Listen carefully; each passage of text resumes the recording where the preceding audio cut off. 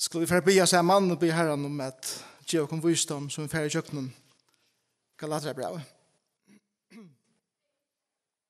Takk Jesus for dette brev. Takk for hvordan nekver djuper og eisen praktiske sannleikar i sin brev. Og jeg ber at vi skulle lære mer om underfulla verstøyt av krossen som vi ganger kjøkkenen sannleikane i hesen breven. Og jeg ber her for den det at hun vil sikne alt det som langt kommer fram. Jeg tester for sangen og prater fra Liljan og for møtenen og hvordan vi var sikne av tog. Og jeg ber her om at som vi nå åpnet et år hele andre at hun taler inn i sinne i akkurat så er vi skilja. At du teker det fra sinnen og nyr i hjertet så er vi brøytast. Og at du teker det fra hjertet ut ur fingrasbussen så er vi reagerer årsins og ikke bare høyrer tess. Og be det først og fremst for meg sjølven at mitt liv skal være ombrøtt. Mer og mer er lysest her som årene genga. Takk for alt det som er kommet sammen i det. Takk for samkomne. Og jeg ber meg til å sikre noen frem etter. Vi har fått et tåra og ha dirve og genga og i tunne fotospåren. Korsene vi en utrolig nøye og emleika som jeg kjente tøtt liv. Så dykkelig. Prøys og ære ved tøtt navn. Elskar Jesus. Amen.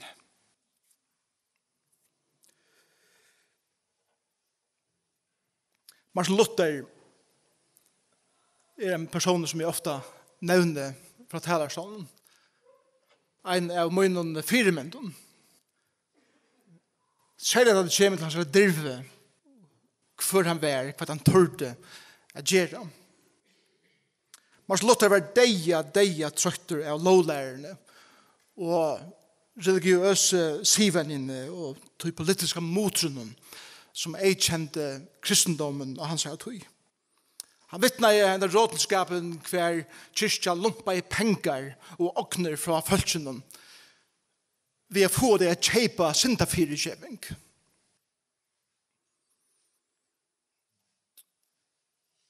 Følsene var rastløslige av kjærseldenen og de offra så negg til kyrkjene at her bøtten kjeng og sveng. Og bøtten ble sjuk. Og som bøtten døy. Kristendommen var blevet den største forringen for at folk kom til Kristus. Fikk dette vi? Kristendommen kan være største forring for at folk kommer til Jesus Kristus. Den 21. oktober i 1516 ta hever Luther finner så største vamle i sin liv at han sier at nå kan det være nok. Nå kan det være nok. Så gjerne foran vi hammara og naglund og papyr i håndene opptrappene i domkirken i Wittenberg og han neldet her 55 tesene av kyrkjehorene og vi hesson bjauar han pava og presten av. Jeg kommer at tåsa om 55 spurningar som han heier. Vi viser lærerne og livene og kyrkene og kristendommen ta. I all spurningene i trobåtene var skal menneskene være rettforskjørt i forgode av verskon eller det av trygg ene. Og så la spør jeg trobåten. Trobåten var først og fremst en langsel å komme atter til det reine og det sanne evangeliet. Og da jeg Luther byrja i trobåtene, byrja i en tilgang her ratta var oppe og alt det skaiva og det åreina som vi tøyrene tonn var kommet inn og i kristendommen og det her sivennene. Og trobåtene var en underfull byrjan at minna folk og at det er underfulla som god til vi gjørst og i menneskeliven og samtidig byrst en vogn om at god skal av nudjon færre skapa nega underfullt og vekkust og i mennesken som kommer til trygg av Jesus Kristus. Du spør jeg spurningen kristendommer og okkara døven bliven størsta forunge for at mennesker koma til Jesus Kristus. Kristendommer og okkara døven bliven størsta forunge for at folk innskja hele tiden er komma kjenne Jesus som tar personlige frelsere. Tog ikke åkken å komme og sier, nå kan det være nok. Luther sier ikke bare, nå kan det være nok, men han sier, Kristus er nok. Og tog ikke åkken reisen å komme og sier, nå kan det være nok, tog Kristus er nok. Så deg jeg trøyter av at åpne sjónvarp eller bløyene og nesten kvarje for allåpen av omkron skittnen og vemlige gjeren som såkalte kristne leiere og organisasjoner involverer i. Og så la jeg skapa en stor hindring for de som vil innskje fyldes ved Jesus. Jeg får bådskapen om kærlega Jesus er, og til livet som vi kristne eier at livet ut. Jeg tror vi først og fremst må god ledja en langsol i okken komme atter til det ratta og det sanna og det reina evangeliet. Evangeliet som Jesus predikade og levde da han sier dette i Lukas 4. Jeg kunne gjøre fatøkken evangeliet. Jeg grua henne i hjertabrotten om. Jeg bare fengen på om at her skulle være sett fryer. Latne leiser. Jeg sitter kua fri. Jeg var blindens sjån. Kunngjera. Nøye år. Nøye tøy. Nøye liv. Herrens. For ødlom mennesken, ødlom folkeavsløven, det som videre kattler i til.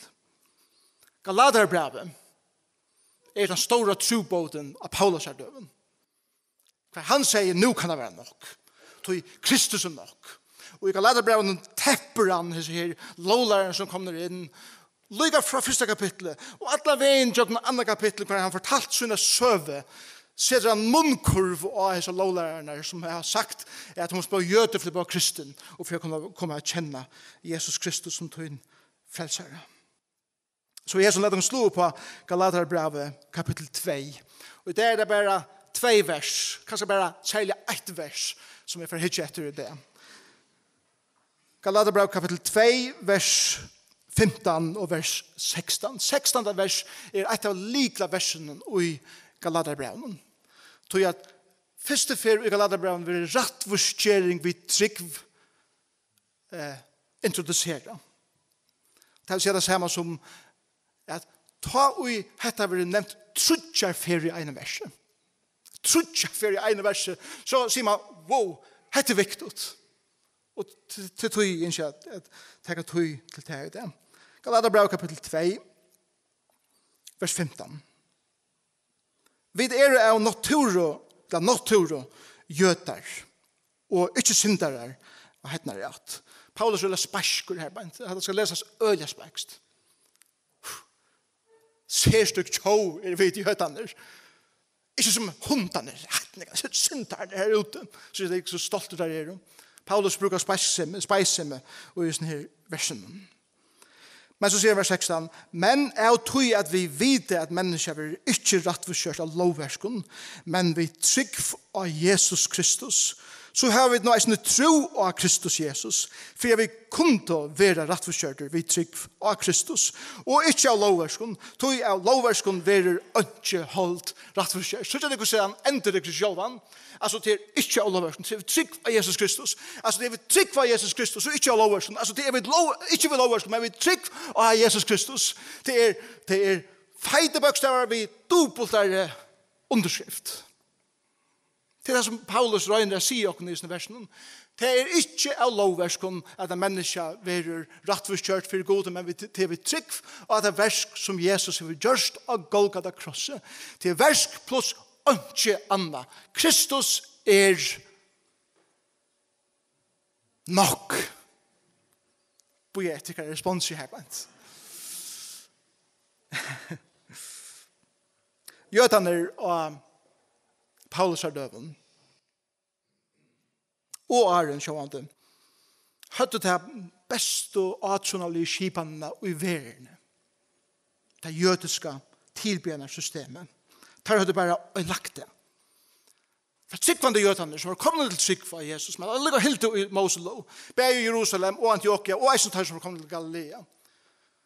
Så at det funnet av Jesus døg av krossen, og trygg vi endelig han, men lov var versk skulle til. De skulle bliva jøder, de skulle omskjæres, de skulle halde dere medvenner, de skulle halde dere sier, og så videre, om de skulle eisen kunne kalla det som kristner. Godt at trygg var Jesus, men minst til. Minst til. Det er ikke andre ting som skulle til, sier jeg her. Paulus stafes ene for en i hesen versen, at kære jøder, tid her var rønt, og tid det var rønt, og tid det var atter rønt, og tid det bare mer frustreret, tid det var ikke mer andalig. Og tid det fikk ikke egen oppfyre at tid klarer det ikke selv, og tid det kommer, og tid det bakt det kan fyre Jesus, og tid det givet det kan liv til han. Endamålet ved lovene er ikke å frelse mennesker, endamålet ved lovene er å vise hvordan hjelperleis mennesker er, utan så at Kristus kommer sin nøye inn og gjør kraftene at livet, andalige liv. Loven dømer, fordømer. Rattforskjering av trygg setter mennesker i frelse, er det som Paulus sier i vers 16. Rattforskjering av trygg. Hva er bibelsk rattforskjering? Det er juridisk ord av en rattforskjørter. Det er støva syndarens for gode. Rattforskjøring er noe som gode gjør vi okken. Ikke noe som vi er en parst av. Det er fra å være fordømt til det sånne frikjenter. Jeg vet ikke til denne sted i forrige rett og dømt, og så knapt jeg frikjent. Men det som her er prekvaver sikker.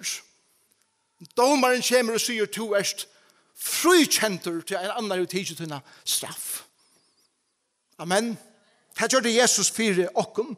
Det er sånn at bonden til å være løster fra tjeldom og synderen. Til å være bonden inn i fengkacellene som det tar seg om, og være tidsen ut til henne inn i det frelsa, friska landet per god byr okken. Anda luftene som er her ute og liva og dansa ved honom. Og i verslene som han bjør okken inn i. Jeg vil være bonden og syne at oppleve å være løster. Jeg vil være fortapt, eller fra å være fortapt til å være nå råknaver, heilaver. Fra å være sikker til å være firegiven. Det er verset som God gjør. Rattforskjering er en gava som God gjør av sånne nøye ein og kvarjon som sier et sikker at det som Jesus gjør det for meg av krossen. Heldig god for det godt nok. Og da jeg bjør Jesus inn i mitt liv og ble min frelsere, så sier han, at det er godt nok for det. Og han rattforskjer det. Han gjør til rattan i fire ser. En sier det såleis, Kristus flotte mina synd fra mer iver av seg, og syna rattvise fra seg iver av meg. Og så sier han, han tog det som stod av min rokning og sette det av syna rokning og betalte det av krossen.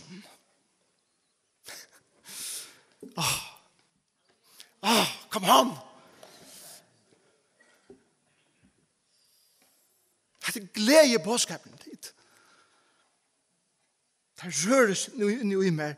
Jeg synes ikke at Paulus kjærer i sin versen. Trutja ferien nevner rattforskjering av trygg, og til en progresjon. Først og fremst han nevner rattforskjering av trygg, er det han sier at ikke mennesker vil rattforskjørst av lover som menn av trygg. Det er et generelt hovedtak. Et og hvert menneske vil ikke rattforskjørt av trygg av lover som menn av trygg. Men så sier han for, og nå blir det personlig, vi vil ikke rattforskjørt av loversken, men vi trygg av Jesus Kristus.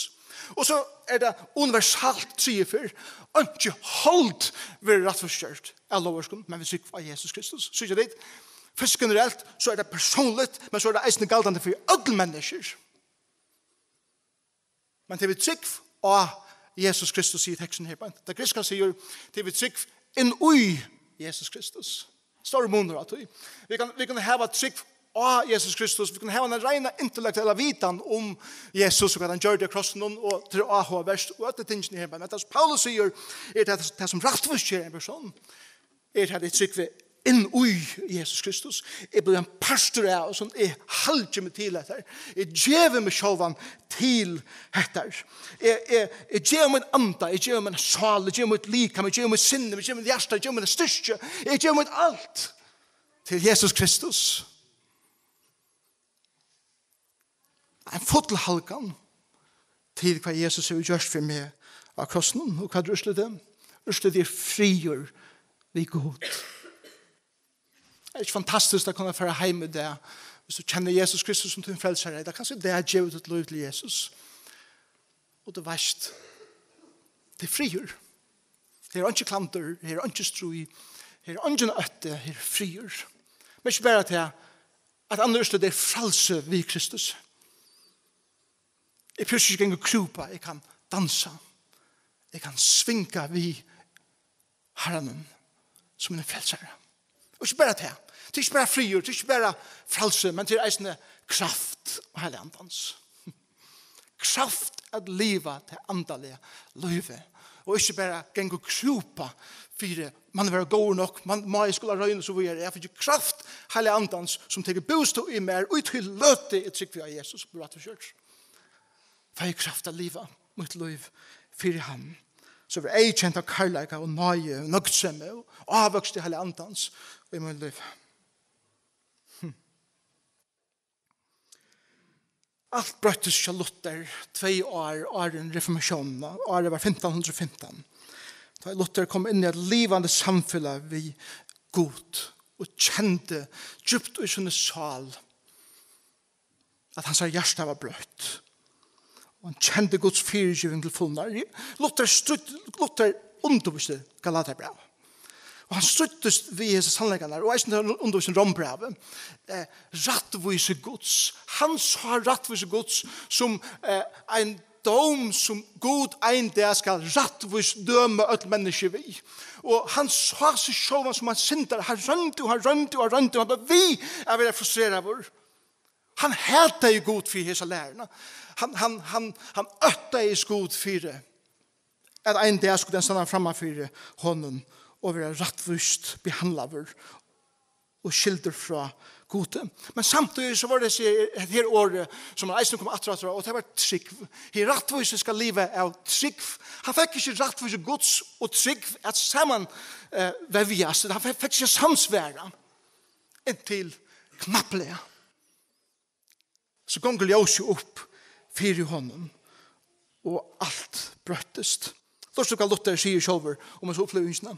Han sier såleis: jeg følte at jeg var føtter av nudgen, og postor himmelsens åpnast fire mer. Alle skriften åpnast og fikk nudgen tøytning.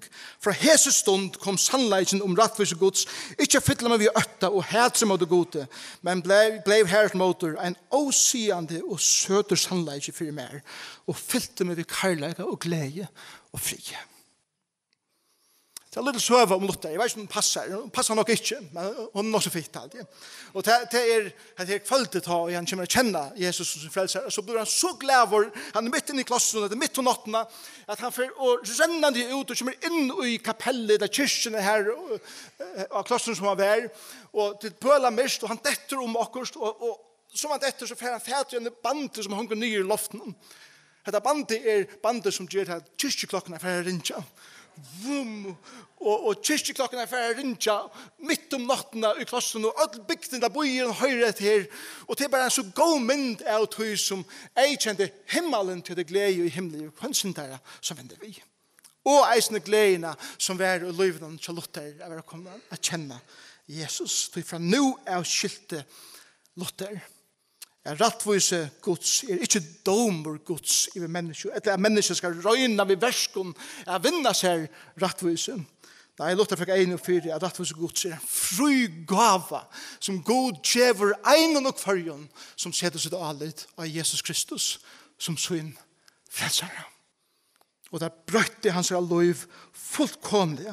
Nu er kunna sanda rattur for egen gods og liva øttaleiser sammen vi gode.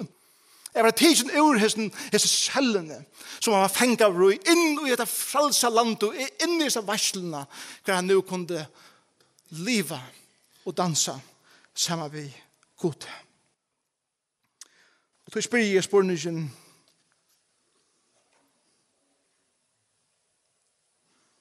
hva er okkara rattvisesgjeringslister?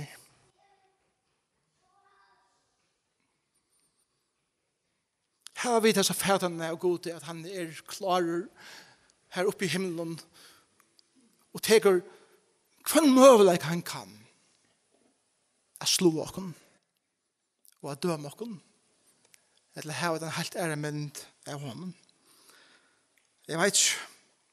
Vi talte det var rævligt at hedningene skulle være nøtter under disse skipene som jødene i Jerusalem, Antiochia og Galilea var kommet i. At om du skal bli en kristen, så måste du bli en jøde, og du måste halda akkurat lover og lister, og gjøre øtte tingene så for god og godt hekka til. Spørning som jeg spyrir meg sjåvan atter og atter, som jeg hitje. Be jeg min egna løyve og løyven tja, så nekvom av okkon som kallar okkon kristne det samme vanten ikke til stier, og i det vi gjør det samme som lovlærerne i Galatia gjør det, og som Paulus får etter. Ja, vi sier det kanskje ikke vi åren. Vi sier det ikke kanskje greit fra talarsålen, men i okkara meningen, og i okkara hukkbore, vi okkara egna braie, vi okkara vimersingen, på okkara måte at hitja nyer på folk og på okkara veremåte, sier vi et mengan til saman. Ja, det er godt at Jesus støy for de krossene, men nu må vi minnes til at. Og så kommer så lenge listaner av tingene som vi skulle gjøre, og som vi ikke skulle gjøre. Det var deilig at Jesus støy for de krossene, men vi må minnes til at brøte løsstøy, genga møte, lese Bibelen, bya, hava rette viner, djeva til en fatøkken, stola bøttene i tria heimen, djevas vi at hekka løyve så lagt, djevas vi hæsson, djevas vi hinon, byrja på hattar og byrja på hitt. Og så gjør det nekv at heimen som ennå ikke kjenner Jesus som sin frelsere, oppfæda hattar såleis, at hattar må være på plass åren til å kunne komme til Jesus. Og tog er det så mange ringt jeg får folk inn i okkara samkommer og kyrkjer til å si at jeg kan ikke komme til tikkere før jeg finner ikke tingene på plass. Og jeg vet at det er ikke det som vi mener, men mange av det som de skilja til det hitja er dere. Og så kunne vi styrke folk bort fra Kristus vi okkara lovar og lista kristendom. Jeg vet at flere innskjer komme at kjenne Jesus som sin frelsere. De klarer bare ikke å live opp til det som de halte at de skulle gjøre først.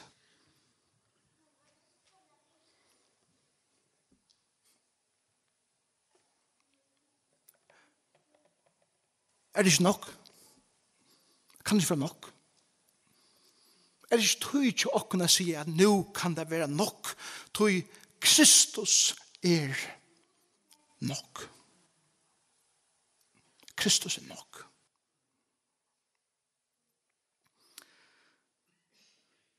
Så god er det bare en vever og til å Kristus. En dag en Jingo Luther og han sier Iver Prester. Han sier lærere, han sier mastere. Jingo en tur sammen.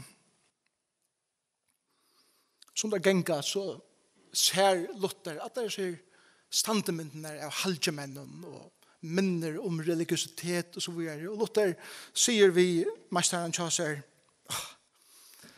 kunne det ikke bare slippe oss av vi at det standemyndene av halvgemennen og det er bare forstyrre folk. Mesteren sin drøskjemmer og sier vi Luther, men altså, hvis vi tager alt dette her fra folkene, hva skal vi så gjøre dem en stegen? Og Luther sverer såleis. Kristus. Kristus. Og ikke annet. Hva skal gjøre folk ikke sier for akkurat religiøsitet? Kristus og ongan annan og ikke annan. Bådskaperen som vi må hava i det. Spurninger som Paulus spyr her i Galatiabrævið den samme som han spyr alle veien i jøkken brevet, og til dette skal du strujast ved å gjøre god versk for å kunne vinne til rettforskjering fra Gode.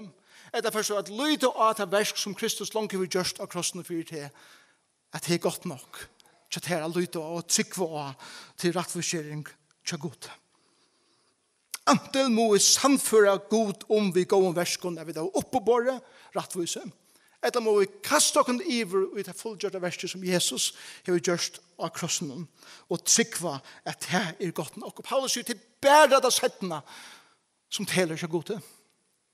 Versk færre ikke at vi er opp til de krøv som Gud setter for å kunne bli Kristus arbeiden og kunne stande hele vår og lyde lese for hånden enn det. Bære Kristus. Ungen annar. Vi kunne standa vid så lenge listen av flotten avrikon og flotten titlen at det er navn som vi vilja på det vi skal standa framfor Gode. Men gå for å spørre det en spurning og det kjente du Jesus, min son. Tror du inn i det som han gjør det av krossen han dagen da han leser nekler og hender og føtter for tvinne sind. Og svære på tannspurningen for å avgjøre akkurat evenlegg. Og en tortjo i Wittenberg i Tyskland, heimstaveren til Luther, stender en så vøker standmynd av Luther. Høgt inn i steinen nye fire standmynda, lyse åren det som Luther brente fire i store trobåtene. Og åren gir i hese. Om hette versk Guds, for det har framkomt. Det ikke, så får det stekka.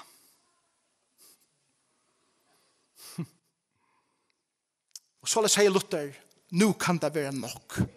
Så Kristus nok. Og han ble 8 år for at endreise bibelske bådskapen om at menn og kvinner lyga mye hver du erst kunne komme inn i samfunnet ved Jesus Kristus og være rettvisgjørt for i asjon Guds.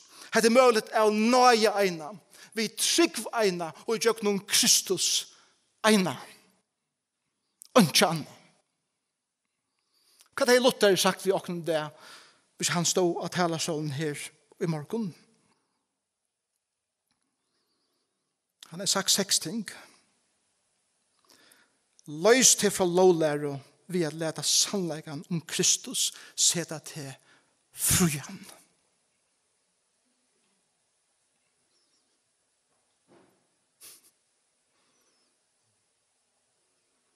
Nummer 2.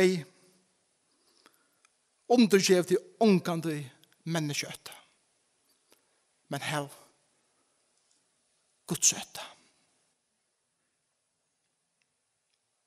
Nummer 3. Trygg av Jesus Kristus. Og han skal gjøre der liv. Liv i overflow. Nummer 4. Halga til at kunnskjøre fatøkken. Hjertabrotten. Fenken. Blindun. Og kuaven. Evangeliet. Det reine og det sanne evangeliet om Jesus. Nummer 5. Evangeliet verst av bergas 4. Så det av sånn en glede bådskaper. Amen. En glede bådskaper. Ikke hengende i høtten. Det er så deilig å trykke av Jesus. Det er deilig å trykke av Jesus. Det er en glede bådskaper som vi bor. Og nummer 6. Rettforskjering gava Guds. Utan mån til hvor du erst. Her 6 årene her, ta til etter den nye etter, så stavar det Luther.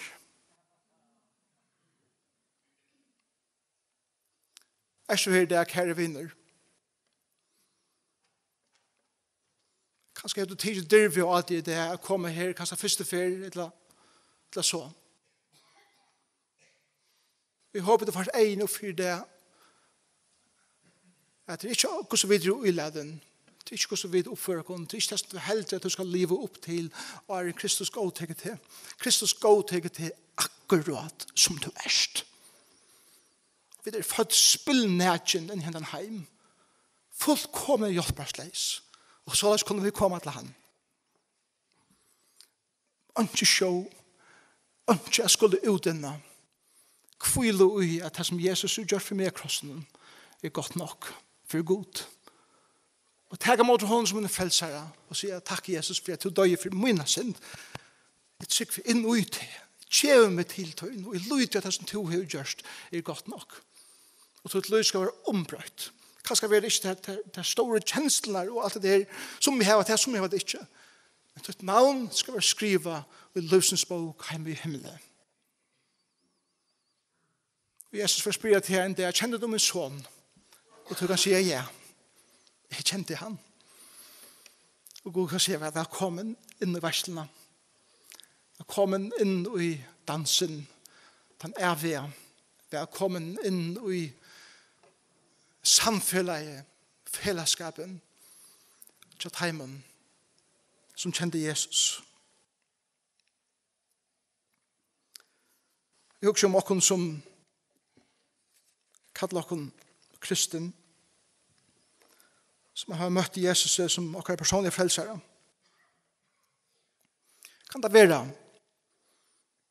at okkar egna bra, måten vi er på, det som vi utstråler, det ting som vi ikke sier, kan være at de største forholdene for at mennesker kommer og tøyme, jeg kommer å kjenne Jesus som tar frelsere. Det er rannsakende bådskaper for oss. Galatiabrævið for bænt innan merk etter øtlen hæsen. Det måtte være så at vi tårer å stande opp, som Luther tårde å stande opp, og i okkara tøy, og sier, nå kan det være nok. Vi først og fremst ikke det egna løyve.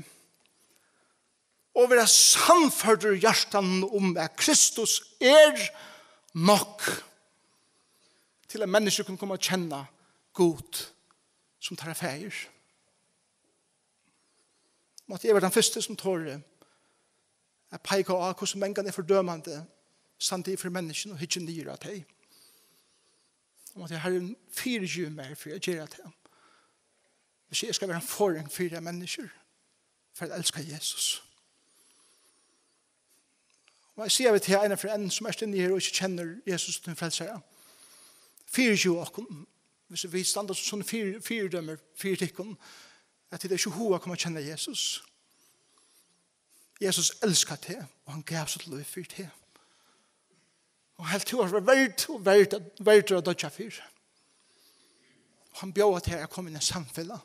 Vi ser, og i det, her og nå, akkurat her som du sitter, at du bjør den inn. Så be sammen. Takk Jesus for det. Han har bådskapen i Galatiabrævið om at vi er rettforskjørt ved trygg fra Jesus. Jeg tar seg for menn som Luther som tør å trakke ut og sier nå kan det være nok. Jeg ber meg til å reise menn og kvinner opp i akkurat høy som tør å gjøre det sammen. Feilande, sånn jeg biler kjøkken, det er sånn jeg som gjør skreft. Man lykker at tør jeg setter ord at det som vi vet er skreft, det er jo akkurat livet. Og i alle tog som får mennesken at tøyma at kjenne Kristus. Jeg ber her om at det som bådskapen skal være lagt djupt inn i okra hjärsta. Og vi tar nødgen i det, alle som får en og 4 er Kristus. Jesus Kristus er nok. Amen.